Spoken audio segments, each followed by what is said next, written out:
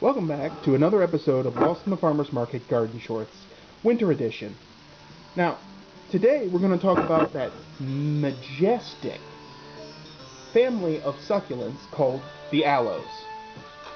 Now, I'm going to start with the cultural care before I get into this wonderful cast of characters, and here's the pointy stick of destiny, as always, backing me up in this wacky endeavor.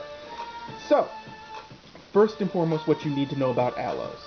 Aloes are an immensely diverse grouping of plants. They actually fall under the lily family, and the scientific name for the lily family is the Asphodeliaceae. I'm mispronouncing that because I didn't take time to figure out what the pronunciation was. It's a lot of weird syllables matched together. Anyway, the lily family is actually particularly of note because it does contain the aloes, it contains the Haworthias and the Gasterias. The aloes, Haworthias, and Gasterias, and now with the new one, with the new breakdown of the Haworthia family into groups, the Haworthiopsis, Astroloba, and Talista groupings. It's a big family. And they all have similar care because they all come from a similar portion of Africa. Now, there are outliers. There are things that like this and don't like that, of course. Just like the agave family is amazingly diverse.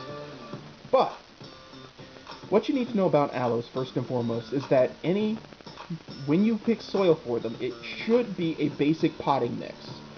No added fertilizers, no wetting agents, no polymer crystals that help retain moisture, no added clay. Well, clay doesn't hurt, but it should be less than 5% of the mix. What you want is something that drains. Now, I always say that you should not buy cactus mix because it's a ripoff, and it is. It's a price jacked up thing that you could do yourself. All you have to do is take basic potting mix, if you want to make knockoff cactus mix, and add 20% sand to it. That's it. That's basically the cactus mix will probably have more sand, but it's actually more geared towards actual cacti. Aloes are succulents, but they are not cacti. Cacti are endemic to the New World, and succulents are endemic to the Old World. That's how that works, basically. Now, that's not to say there aren't succulents in the New World, but as the rule goes, every cactus is a succulent, but not every succulent is a cactus. And it's a rule of thumb that is held up to the test of time for centuries, and it's true. So, aloes are a succulent, but they're not a cacti. So that means, this is what we know, they do not like being constantly wet. Their foliage or their roots. So you want a potting mix that drains reasonably. That's easy. Potting mix with some sand thrown in it. In my case, in my experience from growing and selling these things, and I've sold a lot of Haworthias, a lot of aloes, and a lot of Gasteria. Okay, not so much the Gasteria. People are a little weird about that, but plain potting mix without additional sand seems to work just fine. The only thing I have to do is mind cultural practices, and that would be watering. I water specifically and only when the soil is dry to the touch. And I'll stick my fingers in there because, I need to know. Looking at the soil surface can lie to you. The soil surface can be crusty and dry, and then it's moist like a half inch under. And then if you water that, the plant's now got its feet in water, and it gets basically plant trench foot, which is gross. Very gross. Oh, so gross. You don't want that. Preferably, bright indirect sunlight will do for any of these lovelies. And I have that here in the greenhouse at the headquarters, obviously. They get that bright morning sun, and they're very happy with that. Though the ones under the grow lights get the bright direct sun, some of the afternoon sun, and they're just as happy. Though what ends up happening is, as things like, say, aloe vera are put in the sun, they have this unique biological reaction where the nice minty pea green leaves will turn reddish brown. And I get plenty of customers who come to me and go, "Oh my god, I put it in the sun, my aloe's dying," and I have to explain to them that it's not dying. Pardon me. It's not dying at all. This is the plant's biological reaction to receiving more sun. Over time, the plant will either stay a neat reddish brown color, which won't hurt it, or it'll turn a darker green color. Basically, the cuticle and the skin of the leaf are not unlike your skin. This is the aloe vera reacting to light and producing a color to block out more sunlight from damaging the gel within the leaves, damaging the vascular systems. It's basically got a sunburn, except it has its own suntan lotion. And that's what that pigment is. It's filtering out certain amounts of sunlight. It doesn't mean it's dying. If it's dying, it's going to turn a more horrible, different color. Turning a sickly brown or black is usually the sign that something bad's about to happen. If the plant suddenly flops over and then you discover it has no roots, that's usually a bad sign. But not the reddish browning color. And some of these aloes, actually, that's something that's worthy of mention. In the case of sunset aloe and Walmsley's bronze, these two here. Walmsley's bronze is this one. Its scientific name is actually, it's just a cultivar, actually. According to my notes here, it doesn't have a secondary, it's just aloe cultivar, and Walmsley's bronze is the cultivar. It gets a bronzy color when exposed to sunlight. A unique bronzy color that's sort of metallic sheen?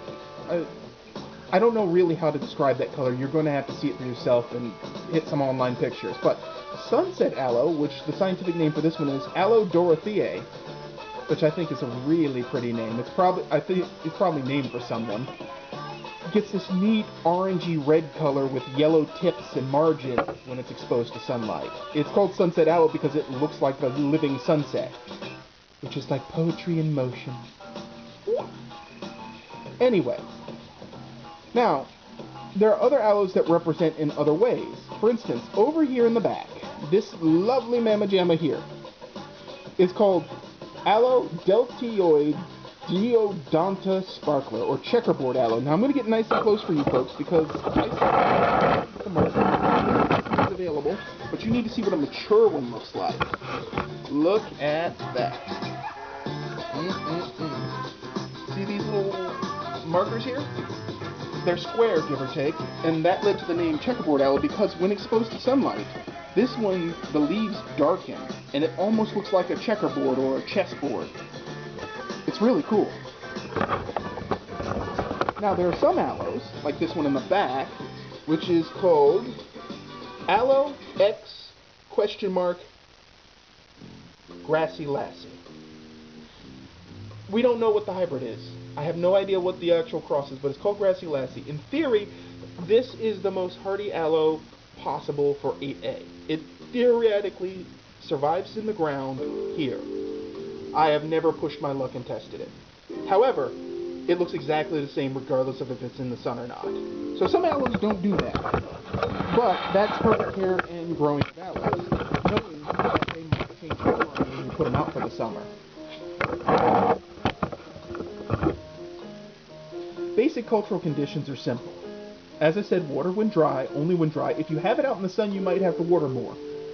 They do not tolerate cold or frost, with possibly the exception of Grassy Lassi, but they don't tolerate frost, and they'll take cold damage, especially frost damage, real easy. The lowest temperatures I've observed in aloe to successfully take and survive out of this grouping is up the 30s. Even in the greenhouse, if I think the greenhouse is going to dip below 32, I whip out the tarps and cover them over with plastic. Because each and every one of these, with the exception of this guy here, are specimens. This one came from the sale tray. Now, how you deal with frost damage and root rot. Because this is a major topic for succulents in general, and I'm going to go into more detail than I have in prior videos. Frost damage will represent itself as a brown sunken spot on the leaf. Now, normally, if it's a healthy plant, the plant can recover from frost damage and just keep growing, and it just has a dead spot in the leaf that eventually dries up and becomes a hole. In fact, back here, I don't know if y'all can see what I'm doing with the stick here, but this aloe vera leaf here, and this is true medicinal aloe, has 2 holes in it, and that's where it took some damage and then the dead spot fell out. That's ideally what you want. Now, if it's a large dead spot in a leaf on a specimen plant like this, you might have to do plant surgery. I know, you're going, oh no, it's plant ER. Oh my god, doctor, what are you going to do? Get me some rooting hormone stat. It is what it is. So you get a clean, sharp pocket knife or something like that, and you'll cut off the, depending on how big the spot is, you either cut out the damaged area or you'll cut off the entire leaf, and then you'll dab the open wound with something like rooting hormone or talcum powder. Now here's why you use talcum powder or rooting hormone. Rooting hormone is mainly talcum powder by virtue anyway, you know, gypsum powder or something like that. So even though you're not really intending for it to grow roots, the dry material will actually cause the wound to desiccate and then seal itself off so that no new pathogens can get in.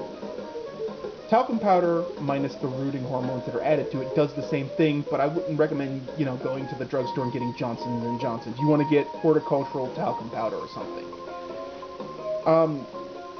If you're really, really, really hardcore determined and you like the Civil War and you like the surgery practices of the Civil War, I've heard of people heating up metal things and cauterizing the wound.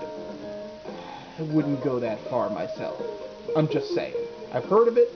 There are folks who have sworn by it. You're never going to catch me doing that. That's too much work. That's reinventing the wheel, folks. Now, let's get into the rest of the cast of characters now that we've covered cultural care. Now we've talked about Aloe-Haworthia-Gasteria, we've talked about checkerboard aloe in the back.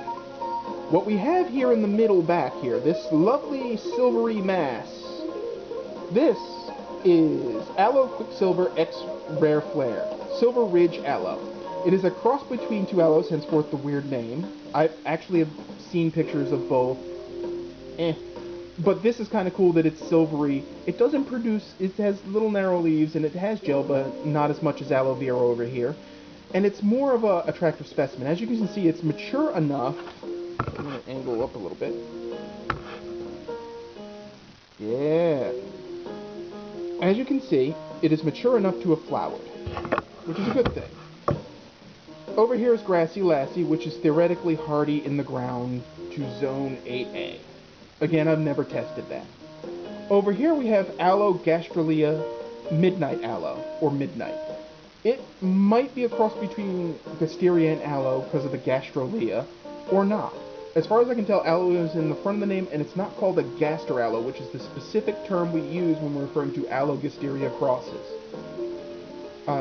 It also, much like Rare Flare, or Silver Ridge Aloe, is a decorative aloe with unique curving leaves. I imagine, contrasted in a ceramic white pot, it would be quite striking, but I don't need the fancy around here. My plants are the fancy. Up front is an interesting specimen. Right here. I didn't realize the pointer stick was off camera. This is Aloe ellenbeckii, which I nicknamed Fat Leaf Aloe because it doesn't have a common name. In the summer, when I tend to water these things more, the leaves are so fat they're almost round, sort of like this one aloe vera leaf right here, except imagine it being almost completely cylindrical. This plant right here might be the future of aloe vera, aloe gel production.